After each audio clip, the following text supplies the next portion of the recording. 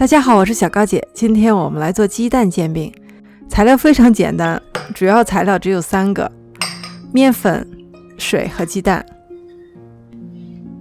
这个是利用鸡蛋来成型的饼，非常容易烙。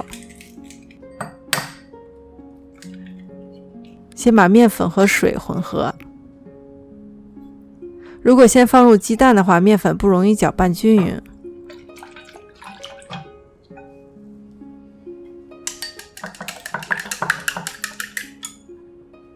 你可以直接把鸡蛋打入大碗里。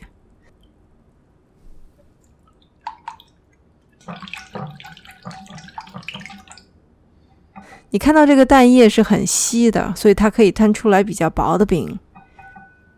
放一点盐、葱花，这个时候呢，你也可以加入其他的材料，这样就可以了。现在来摊煎饼，1/4杯小勺，每次摊煎饼呢不满这1勺。不粘锅或者铸铁锅都可以，开小火，薄薄的一层油。不粘锅有一点热的时候呢，就下蛋液。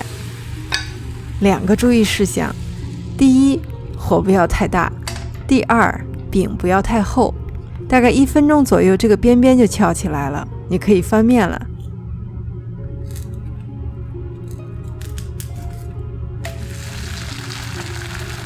反面稍微烙一下就好。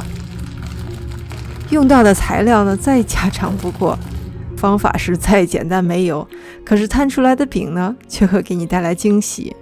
你可以看到它是薄薄的，还有一点透亮，非常的柔软，用来卷菜或者单吃都没有问题。很好的一个配方，材料也是家里常备，希望大家都可以去尝试，哪怕你从来没有做过饭，以后再也不会有人叫你厨房小白了。谢谢大家收看，我是小高姐，我们下集再见。